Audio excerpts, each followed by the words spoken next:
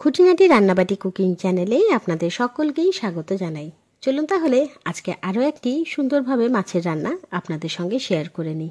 নাম দিলাম রুই মাঝারি। চলুন তাহলে সুন্দরভাবে রান্নাটা কমপ্লিট করে নিই।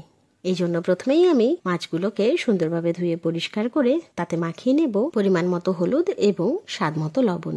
এবার ভালোভাবে নাড়াচাড়া করে সমস্ত মাছগুলোর গায়ে লবণ এবং হলুদ মাখিয়ে দিয়েছি। এরপর বসিয়ে দিচ্ছি একটা কড়াই। কড়াই কিন্তু বেশ গরম হয়ে গেছে, তাই এইবার দিয়ে দিলাম পরিমাণ মতো সর্ষের তেল। তেলও কিন্তু বেশ গরম, তাই এবার এক এক করে মাছগুলো তেলের মধ্যে ছেড়ে দিলাম। সুন্দরভাবে উলটপালট করে মাছগুলো কিন্তু ব্রাউন কালার হওয়া পর্যন্ত বেশ খড়খড়ে করে ভেজে নিয়েছি। এবারে সমস্ত মাছগুলো এক এক করে তুলেও রেখে নিলাম। তাই এইবার বাকি রান্নাটা করে নেব। তবে তেলের পরিমাণটা কড়াই কিন্তু এখনও বেশ অনেকটাই রয়েছে, তাই তেলটা কিছুটা কমিয়ে নিলাম।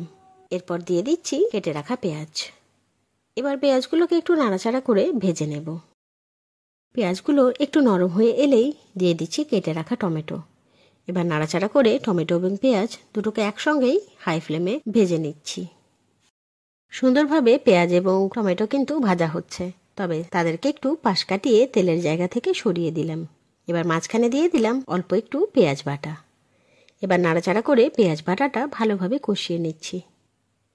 এরপর দিয়ে দিচ্ছি অল্প একটু আদা বাটা। এবারে সমগ্র বাটা মশলাগুলোকে ভালো করে নাড়াচাড়া করে একে অপরের সঙ্গে সুন্দরভাবে নাড়াঘাটা করে কষিয়ে নিলাম।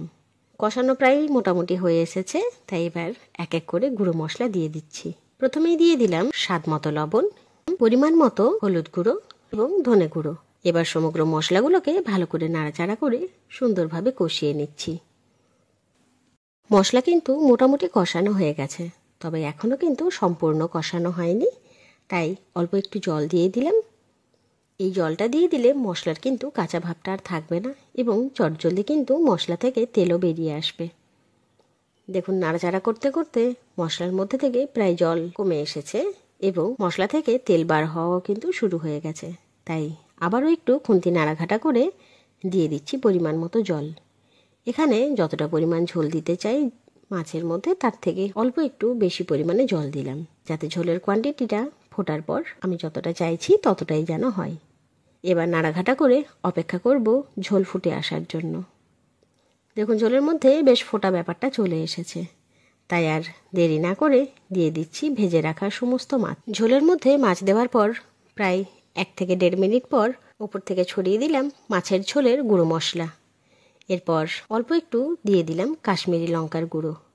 আসলে রান্নার মধ্যে একটুখানি লাল লাল ব্যাপারটা থাকলে দেখতে কিন্তু ভারী সুন্দর লাগে। এবার সমস্ত মশলাগুলো একটু নাড়াঘাটা করে আরও 1 থেকে 1.5 মিনিট ফুটিয়ে নিয়ে গ্যাসের ফ্লেম অফ করে দিলাম।